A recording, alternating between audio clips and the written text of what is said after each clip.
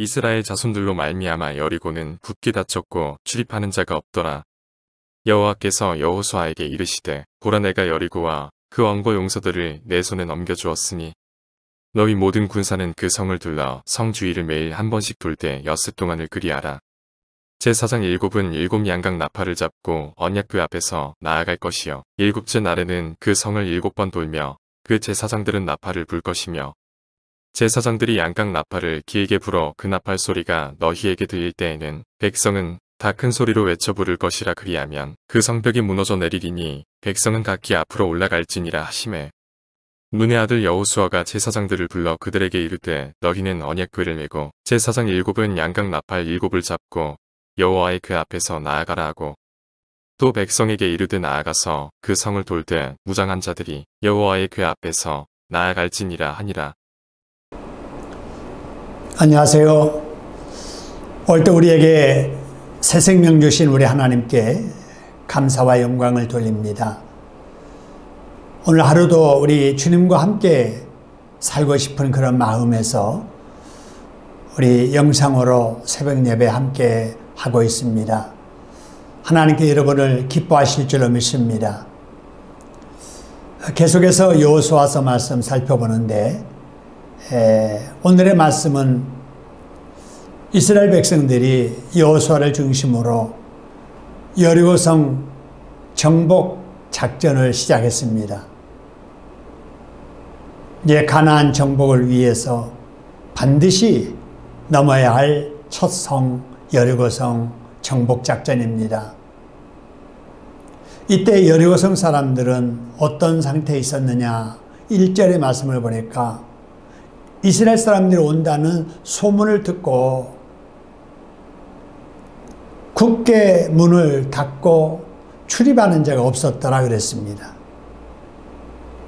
철저한 전투 준비를 그 성 안에서 하고 있었을 것이고 싸우기 위한 완벽한 무기를 준비하고 싸울 군사들을 훈련시키면서 대기하고 있었을 겁니다. 그리고 아마 철통 같은 경계를 하고 있었겠지요. 이에 반해서 이스라엘 백성들은 40년 동안의 광야 생활 속에 지칠 대로 지친 사람들입니다. 그동안에 전쟁할 준비도 하지 못했고요. 지금 정복해야 될 그 지형, 그 땅은 낯선 곳입니다. 그렇기 때문에 이스라엘과 준비하고 기다리는 여리고성 사람들과의 싸움을 예측해 본다면 아무리 봐도 이스라엘이 불리하지요. 이런 상황에서 이스라엘 사람들은 어떻게 정복 준비를 했을까요? 2절, 3절의 말씀을 보니까 엿새 동안 그 성을 매일 한 바퀴씩 돌라 하는 겁니다. 돌되 어떻게 돌아야 되는가? 그 방법이 4절에서 5절까지 나와 있는데요. 관련된 말씀과 종합해서 그 돌았던 그 상황을 살펴보면 맨 앞에 무장한 군인들이 서고요. 그 다음에 제사장 7명이 나팔을 들고 서고 있고요. 그리고 그 뒤에 언약궤가 있습니다. 그 언약궤 뒤에 이제 일반 군인들이 이제 같이 여리고성을 돌게 될 겁니다.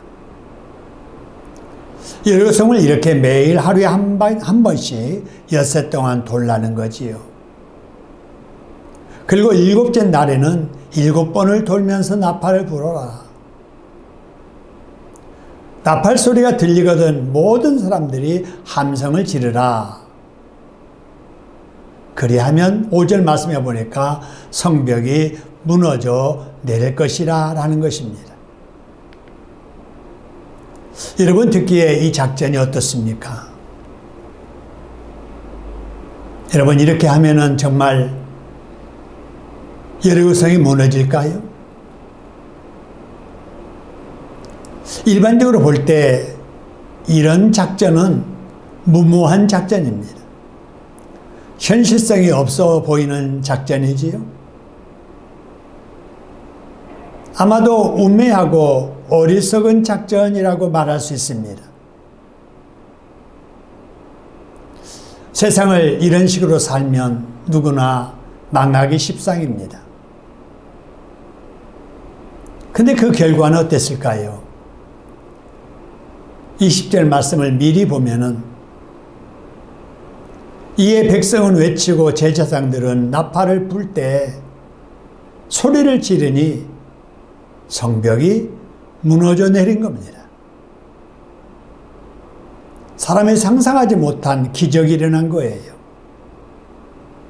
이렇게 해서 이스라엘 백성들이 보통 사람들이 생각하기에는 어리석어 보이는 그 정복 작전으로 여리고성을 정복하게 되었던 것입니다. 어떻게 그렇게 되었을까? 그 2절 말씀에 보니까 여호와께서 여호수아에게 이르시되 보라 내가 여리고와 그 왕과 용사들을 네 손에 넘겨주었으니 라는 말씀이 있습니다. 작전이 시작되기 전에 벌써 하나님께서 이미 이 일을 이루어 주셨다는 거예요.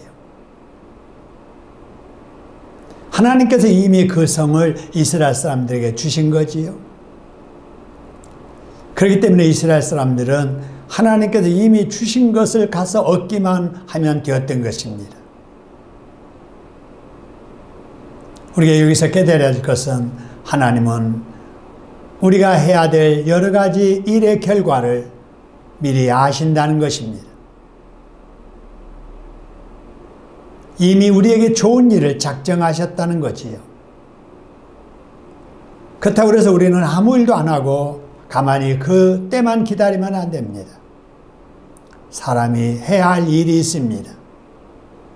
그 일은 사람의 생각이나 사람의 방법이 아니라 하나님의 말씀대로 순종하는 것입니다.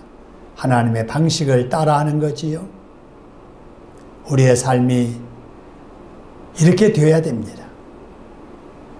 내 기술로 살려고 하면 안 됩니다. 내 방식으로 세상 방식으로 살려고 하면 안 됩니다. 하나님의 방식으로 하나님의 선하신 약속을 믿고 순종하며 살아가는 것, 이것이 신앙생활입니다. 이렇게 하나님의 방식대로 신앙생활하는 저와 여러분 될 수 있기를 소원합니다. 이제 함께 기도할 기도 제목 나누지요. 하나님께서 우리에게 승리를 약속하셨음을 믿게 하옵소서. 그렇습니다. 하나님은 우리 앞에 좋은 일 계획하시고 그 일을 이미 작정하셨음을 우리가 믿어야 됩니다. 그래서 하나님의 말씀을 믿게 하소서.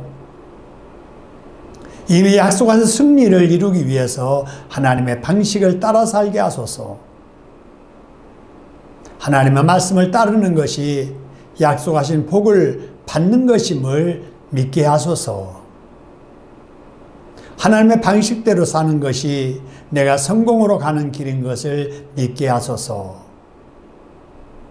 그리고 코로나 중에도 우리를, 우리 가정을, 우리 공동체를, 우리 이웃을, 우리 나라를 지켜달라고 기도해 주시고요. 방역을 하느라 지쳐가는 우리 의료진들, 하나님께서 지치지 않도록 힘주시라고 여러분 기도로 응원해 주시길 바랍니다. 추운 날씨에 오늘 또 하나님의 은혜로 건강하시고 승리하시기를 주님의 이름으로 축원합니다. 우리 다 같이 함께 기도하시지요. 기도 제목 보면서 기도드립니다.